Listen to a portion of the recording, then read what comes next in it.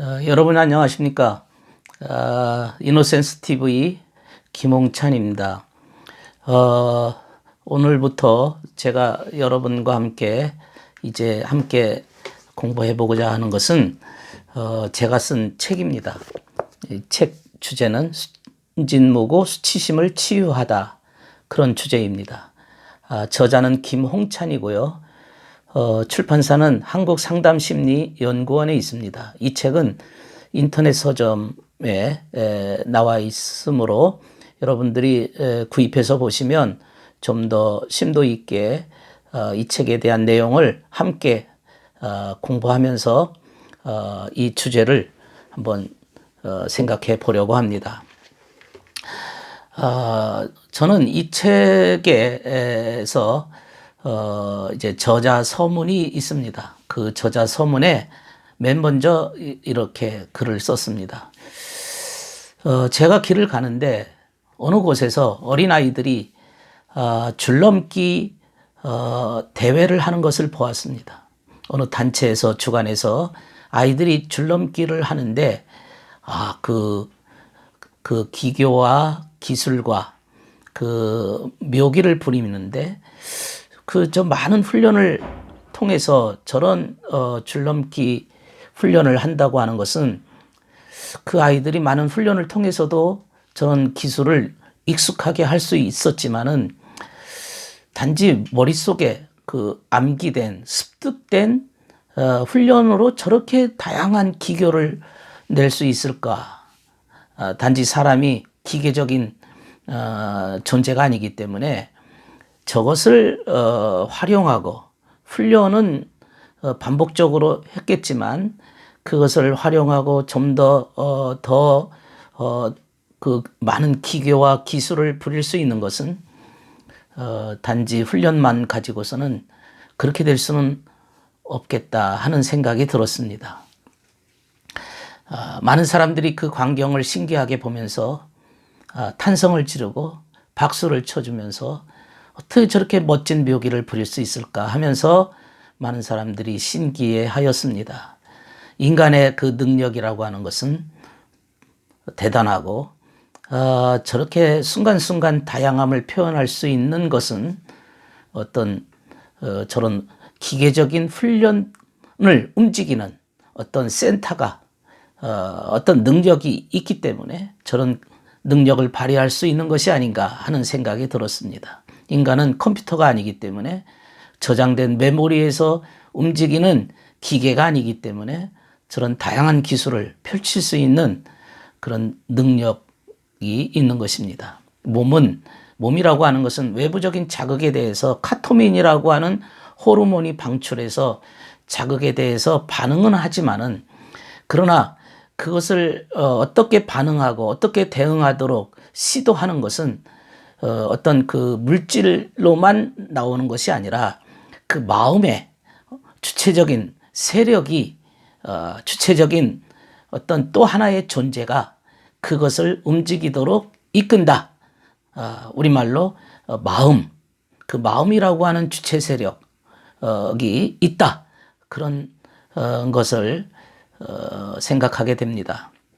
인간의 눈은 외부 세계를 볼 수 있습니다. 그리고 외부 세계에 대한 어떤 그 카메라처럼 눈에 비춰진 그 광막에 비춰진 어떤 것을 통해서 어떤 물체를 사물을 볼 수가 있습니다. 귀는 어떤 파장에 의해서 귀에 들어오는 여러 가지 소리를 감지할 수가 있습니다. 또 손은 어떤 것을 만지면서 그 촉감을 느낄 수가 있습니다. 그러나 그 모든 것들을 알아챌 수 있는 그 능력이라고 하는 것은, 이해력이라고 하는 것은 마음이라고 하는 주체 세력이 있기 때문에 가능합니다.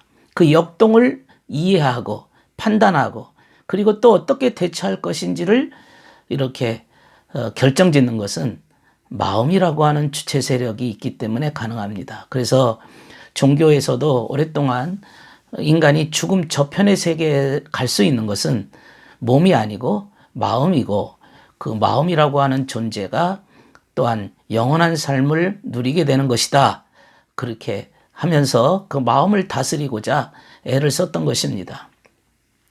제가 이 책을 쓰게 된 근본적인 이유 중에 하나는 그간 저는 수치심의 치유라고 하는 그러한 주제를 가지고 오랫동안 강의를 했습니다.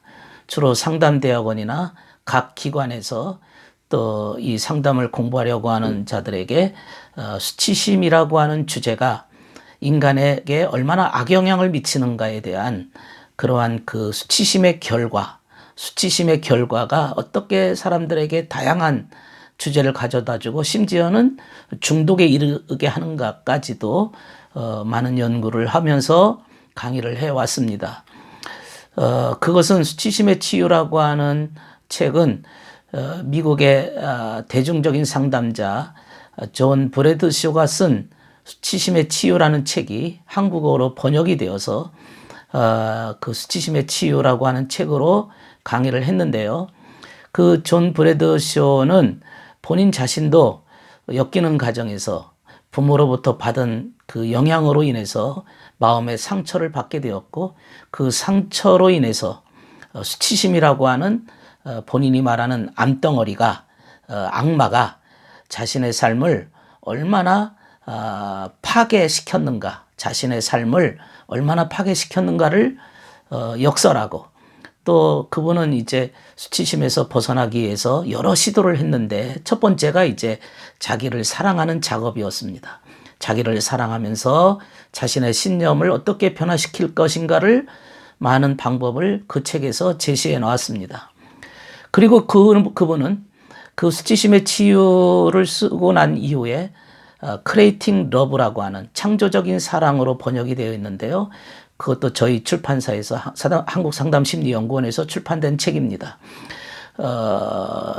Creating Love, 창조적인 사랑이라는 책에서 인간에게는 수치심이라고 하는 정서덩어리도 있지만 신념이라고 하는 인간의 사상, 신념이라고 하는 그분은 이제 신념이 굳어진 것을 신화라는 표현을 썼습니다. 미스피케이션이라는 표현을 써서 신화가 아주 그 뿌리 깊게 마음속에 자리 잡고 그 뿌리 깊은 신념이 아주 변질이 되어서 인간을 어떤 그 경직된 삶으로부터 벗어나지 못하고 어떤 패턴에 의해서 움직이는 것을 보았습니다.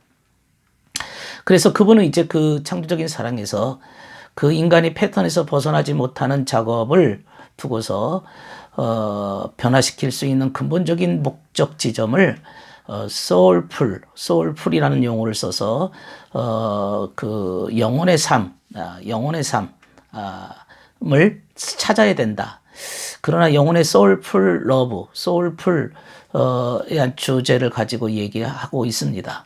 그래서 이제 그 책에서는 영혼 충만이라는 표현을 썼습니다.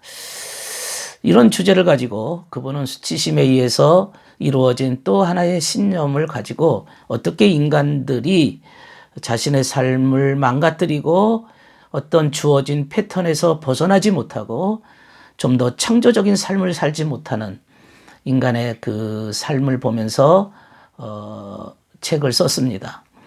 나도 역시 수치심의 치유라고 하는 주제를 가지고 또 강의도 하고 연구를 하면서 좀 더 제가 이제 기독교인이니까 좀 더 성경에서는 이것을 무엇으로 표현하고 있을까, 수치심의 주제를 무엇으로 표현하고 있을까에 대해서 생각을 많이 해보았습니다. 성경에서는 수치심이라는 용어가 최초에 등장하는 정서적인 용어로 등장하고 있습니다. 벗었으나 부끄럽지 아니하더라, 그런 구절이 있습니다. 창세기 2장에 벗었으나 부끄럽지 아니하더라는 구절이 있어서 이 구절이 벗었지만 부끄럽지 않았다, 문제가 없었다는 얘기죠. 인간은 아무리 벗어도 부끄럽지 않은, 그저 문제가 자신의 심리적인 상처나 그러한 문제로 인해서 고통을 겪지 않아도 된다는 그러한 말씀을 하고 있는데요. 그래서 벗었으나 부끄럽지 아니하더라고 하는 것이 인간이 가장 본질적인 모습이 아닌가, 그런 생각을 하겠습니다. 다시 성경으로 돌아가서 설명하자면 아담과 그 아내가 벌거벗었지만 부끄럽지 않았다 했는데 인간은 본래 그런 모습이었다는 거죠. 인간의 본래의 그 좋은 모습이었는데 이 벌거벗었다라고 하는 것은 단지 옷만 안 입었다는 표현이 아니라 인간의 벌거벗었다. 이제 그야말로 있는 그대로 다 들추어냈다. 있는 속을 다 뒤집어 놨다. 그냥 완전히 다 펼쳐놓았지만 이 말이죠. 어떤 상태를 의미하는 거죠. 이게 성경이 말하는 속뜻입니다. 그렇지만은 문제가 없었다는 거죠. 그만큼 인간이 정말로 정결하고 깨끗하고 정말 보기에 심히 좋았더라 하는 질서적인 사람들이었다는 그러한 모습을 말씀하고 있습니다. 이게 인간의 최상의 삶이었습니다. 그런데 인간의 최상의 삶이라고 하는 것이 이렇게 벗었어도 부끄럽지 않은 것이고 우리의 삶의 모습이 그렇게 되어야 되는데 우리의 현실은 그렇지 못합니다. 우리의 현실은 자꾸 옷을 끼워 입어야 됩니다. 이 말은 포장해야 되고 숨겨야 되고 감출 것이 많고 남에게 이렇게 드러내기가 부끄러운 상태가 되었습니다. 그래서 정직하지 못하고 항상 가식과 거짓으로 꾸미기에 바쁩니다. 이 말을 이제 포장되어 있는 삶이라고 말을 합니다. 다시 말해서 인간의 본질적인 삶에서 벗어난 것이지요. 인간의 본질적인 삶은 벗어도 괜찮은 건데 인간이 살면서 뭔가 문제가 발생하면서 벗으면 안 되는 상태가 된 것입니다. 그러나 인간이 원래 그렇게 만들어졌기 때문에 여기서 발생하는 수치심이라고 하는 주제 때문에 인간의 문제가 또 계속 발생하는데요. 결국에 수치심의 치유라고 하는 그 종착지, 결론은 자기 사랑이든지 그야말로 누군가로부터 위로받는다든지 하는 정도로 해결될 것이 아니고 근본적인 문제, 뿌리가 벗었어도 부끄럽지 않은 상태였기 때문에 뿌리로 돌아가야 된다는 얘기죠. 예, 뿌리로 돌아가야 된다. 그래서 이런 구절에 대해서 또 찾아보았더니 성경에는 주님께서 이런 말씀을 하셨습니다. 어린아이 같이 되지 아니하면, 이 어린아이 같이 된다는 말도 역시 어린아이들의 모습이 어떻습니까? 벌거벗고 다녀도 전혀 부끄럽지 않잖아요. 어린아이들은 자신이 부끄러운 상태를 모릅니다. 그 아이 갓나나 점점 아이들이 성장하면서 자꾸 가리고 옷을 입고 하는 것이지요. 그 어린아이의 그 상태, 이 말은 순수 상태지요. 그 순수 상태가 되지 아니하면 결단코 하늘나라에 들어갈 수가 없다. 이런 구절이 또 등장합니다. 아하, 이 구절은 서로 이렇게 맥락이 같습니다. 벗었으나 부끄럽지 아니하더라와 어린아이 같이 되지 아니하면 하늘나라에 결단코 들어갈 수 없다. 절대로 못 들어간다. 라고 하는 구절이 일맥상통하는 것을 알게 되었습니다. 이렇게 해서 제가 종합적인 해결 방법을 찾았는데, 아하, 수치심에서 벗어나는 것은 존 브래드쇼나 여러 상담자들이 말한 그러한 자기 사랑에서 해결될 것이 아니고 자기를 사랑한다는 자들이 더 자존심을 더 상처받습니다. 해결되는 것이 아니고 결국에는 순수 상태로 돌아가는 것이구나를 알게 되었습니다. 그래서 제가 그 다음에 이제 이것을 발견한 이후로 이노센스라는 책을 썼습니다. 이노센스, 영어로 말하면 순진무구라는 책입니다. 이게 이노센스라는 책을 써서 인간이 어떻게 하면 순수 상태로 돌아갈 수 있는가를 성경에서 이렇게 찾으면서 연구를 해 놓았습니다. 여기에서 이 책에서 이노센스의 정의가 뭐냐, 순진무구의 정의가 뭐냐, 정의는 이거였습니다. 나에게는, 기독교적인 방법입니다. 나에게는 악밖에 없고 죄밖에 없고 더러운 것밖에 없고 내 것은 선이라고 하는 것이 없습니다. 인간은 죄악된 존재요. 인간은 그야말로 죄로 물들어진 존재이기 때문에 정말 하늘의 것, 하늘의 순수 신령한 것이 내려오지 않으면, 다시 말하면 선이 내려오지 않으면, 다시 말하면 주님께서 선을 내게 주시지 않으면 나는 선해질 수가 없습니다. 내 것이 아니기 때문에. 그래서 끊임없이 자신의 악을 발견하고 자신의 내면을 성찰하고 선을 향해 나아갈 때, 그것은 내 것이 아니기 때문에 주님 것입니다.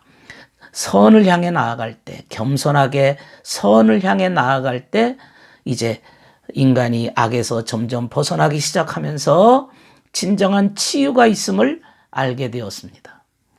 그 방법이 바로 이노센스라는 치유 방법입니다. 기독교인들은 기본적으로 인간은 죄인이라는 사실을 기본적으로 이해합니다.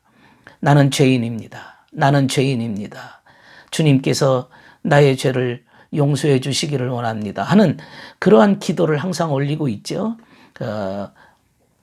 그래서 인간은 이 죄로부터 벗어나는 작업, 자신이 악을 가지고 있다는 사실을 인정하는 데서부터 인간은 점점 선을 향해 나아갈 수가 있고, 그렇게 되면 될수록 그동안에 내 안에 있는 수치심과 이러한 그 신화라고 하는 경직된 신념으로부터 점점 벗어날 수 있는 길이 만들어진다, 그렇게 말씀하고 있습니다.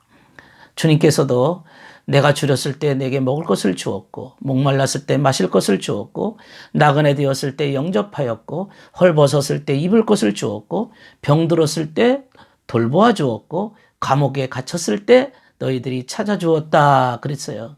여기서 주님께서 줄였을 때, 배고팠을 때, 목말랐을 때, 또 나그네, 헐벗었을 때, 감옥에 갇혔을 때, 이런 얘기는 다 뭐냐면, 이걸 내적으로 말하면, 마음의 세계로 얘기한다면 인간에게는, 자신에게는 선의 갈망을 얘기하고, 목말랐다는 것은 진리에 대한 갈망을 의미하고, 나그네 되었다는 것은 이제 정처 없는 삶이 아닙니까? 이제 뭔가 배우려고 하는 그 배움의 소원을 의미하고, 헐벗었다는 것은, 헐벗었다 이 말은 진리가 없다는 사실을 의미하고, 감옥에 갇혔다는 것도 역시 거짓 속에 파묻혔다는 것을 얘기한다 이거죠. 그러니까 육신적인 면이 이렇게 내적인 면으로 말하면 인간에게는 아무것도 아닌 진정한 가난한 상태에 있음을 아는 데서부터, 여기서부터 이제 순진무구 상태가 되는 첫걸음이 되어지는 겁니다. 다시 말해서 어린아이 같이 되지 아니하면 결단코 천국에 못 간다고 했는데요. 이것은 반드시 인간에게 순진무구해야만 됨을 말씀하고 있습니다. 그렇게 될 때만이 인간이 자신의 무기력함과 자신의 더러움을 인정할 때만이, 이런 자아인식을 가질 때 여기서부터 이렇게 인간이, 다시 말하면 바닥을 칠 때 인간이 여기서부터 회복이 가능할 수가 있다, 이렇게 말씀을 드렸습니다. 제가 이렇게 순진무구, 수치심을 치유하다는 이런 책을 쓰게 된 경유는 이렇게 존 브래드쇼가 말한 그 수치심의 치유라고 하는 그 책에서부터 시작이 되었는데요. 그 브래드쇼는 부모의 양육 방식에 의해서 인간이 문제가 생긴다 이거죠. 엮이는 가정에 부모의 양육 방식이 인간에게 문제를 가져다 준다라고 말을 했습니다. 심리학자들의 말입니다. 모든 심리학자들은 끊임없이 가족에서 그 원인을 찾습니다. 그러나 이 세상에는 온전한 부모도 없고 100% 완전한 부모도 없습니다.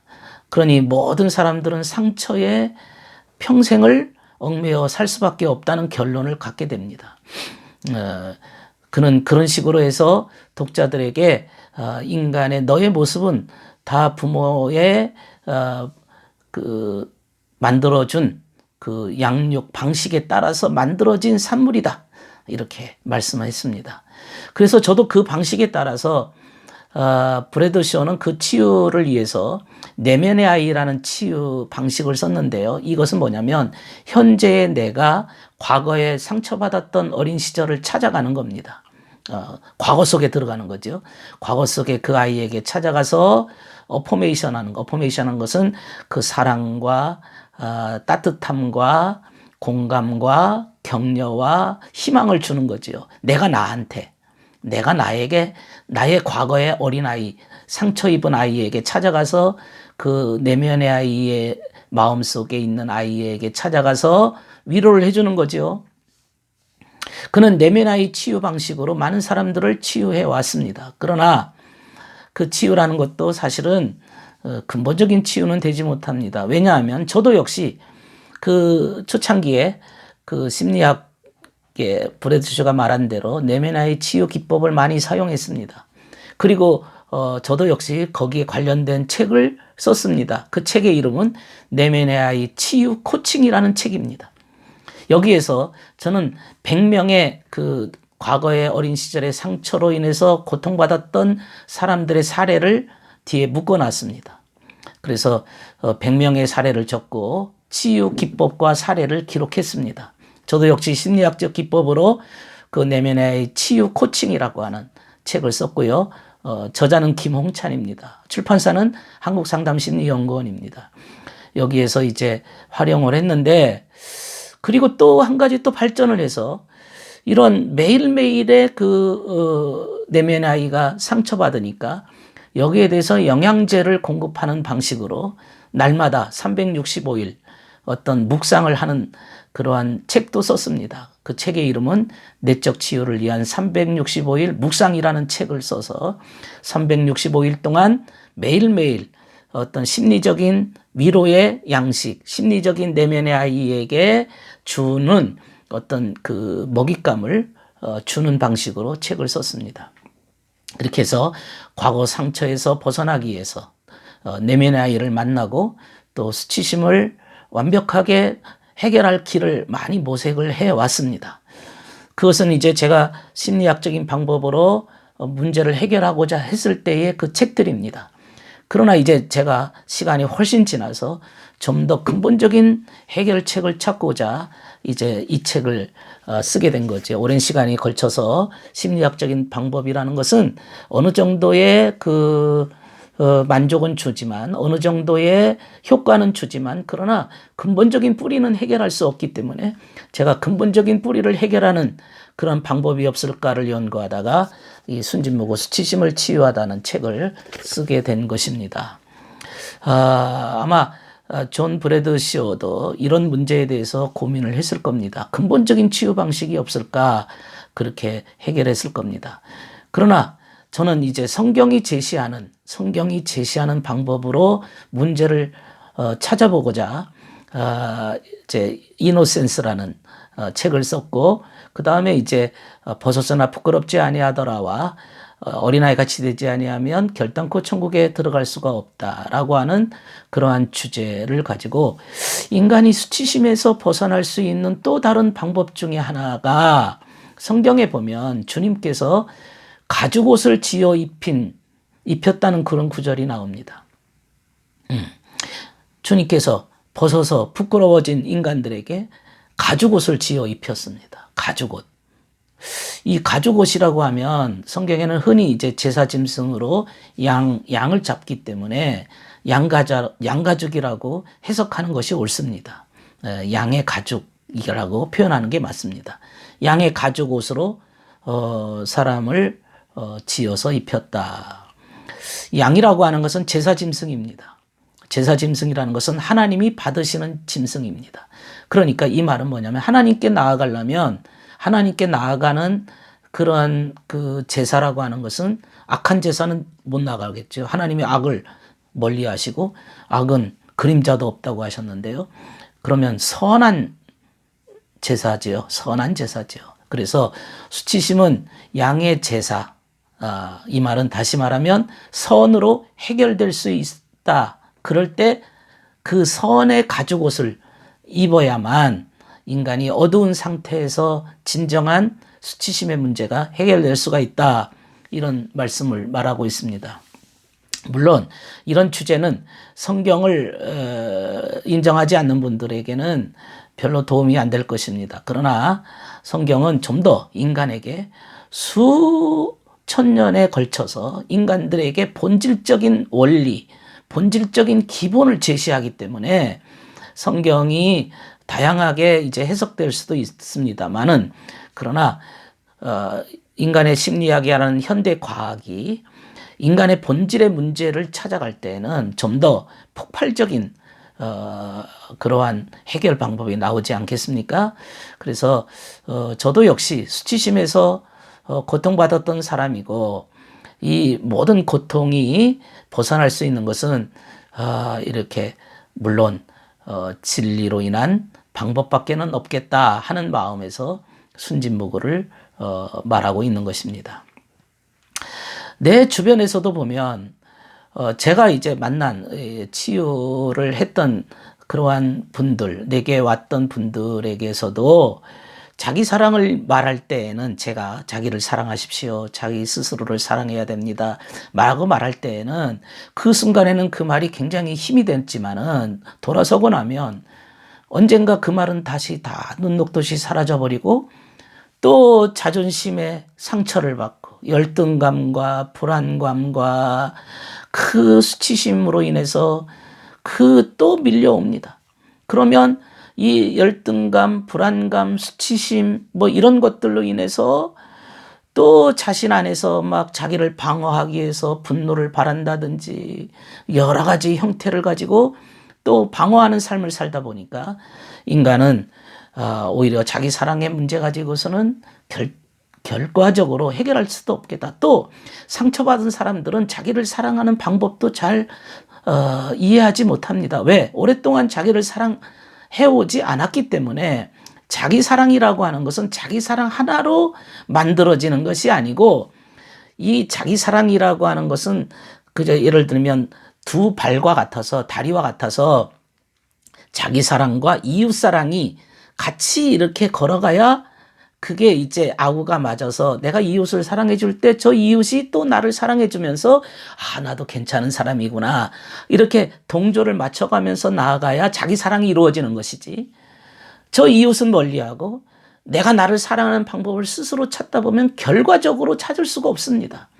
제가 상담을 해보니 그 결과가 났습니다. 이것은 자기 사랑은 이웃 사랑과 함께 걸어간다. 그 사실을 깨달았습니다. 이 사실은 성경에서도 내 이웃을 내 몸처럼 사랑하라고 하는 구절에 나오지 않습니까? 같이 가는 거다 이거죠. 그래서 내가 이웃을 사랑한다는 것은 곧 나를 사랑하는 것이지요. 근데 이것이 굉장히 또 어렵습니다. 자기 사랑의 상처로 인해서 고통 받는 사람들은 이웃 사랑할 의지도 없지만 힘도 없습니다. 그러니까 이것은 상당히 남한테 그 사랑 받고자 하지만 내가 사랑을 주고자 하는, 상처받았다고 하는 그 하나의 또 변명거리가 생기기 때문에 나는 상처받았는데 어떻게 이웃 사랑합니까? 또 변명거리를 제시해 줄 수도 있습니다. 본인 스스로 그 변명거리를 만들어냅니다. 그렇기 때문에 이웃 사랑할 수 있는 힘, 의지 이런 것들이 없어서 걸어갈 수가 없는 것이죠.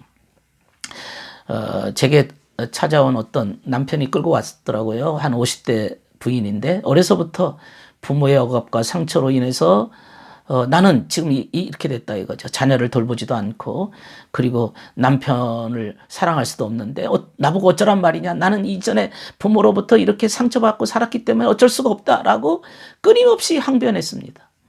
그래서 이제 남편이 저에게 데리고 왔는데 결국에는 상담받는 곳에 이곳저곳을 다니면서 결국에는 이 여인은 게으름을 피우고 쇼핑 중독을 하고 항상 그런 식으로 인생을 살고 있는 것이죠. 문제의 변명거리를 만들어 둡니다. 이 말은 결국에는 나는 정말로 바르게 살 의지가 없다는 거죠. 오히려 상담학, 심리학이라는 것은 문제의 원인을, 병의 근원을, 병이라고 말합니다. 근원을 가족, 어린 시절에서 찾기 때문에 이것을 찾다 보면 결국에는 너의 문제는 너의 문제가 아니고 상처받은 문제이기 때문에 그것은 결국은 타인에 의해서 만들어진 것이다 라고 한다면 얼마나 좋은 또 하나의 변명거리를 주는 것이 아니겠습니까? 그런데 우리가 지금 이제 순진무구, 이노센스 이런 문제를 찾으면서 내가 이노센스 하다 보니, 이런 쪽으로 찾다 보니 저도 역시 많은 절망과 고통에서 벗어날 수가 있게 되었고, 이제 수치심의 이론을 새로 써야 되겠다고 하는 그러한 마음도 생겨서 이제 이 책을 쓰게 되었고요. 이 책을 가지고 여러분과 이제 함께 공부를 하면서 수치심에서 허덕거리고 힘들어했던 분들이 있다면 이 강의를 열심히 들으시고 진정한 뿌리를 해결하는 길을 한번 찾아보도록 보시겠습니다. 구독을 눌러주시고 좋아요를 눌러주시면 아무쪼록 이 강의를 통해서 저와 여러분들이 한 걸음 더 인간의 근본적 치유에 대해서 한 걸음 더 나아갈 수 있는 좋은 기회가 되리라고 생각합니다. 이렇게 들어주셔서 감사합니다.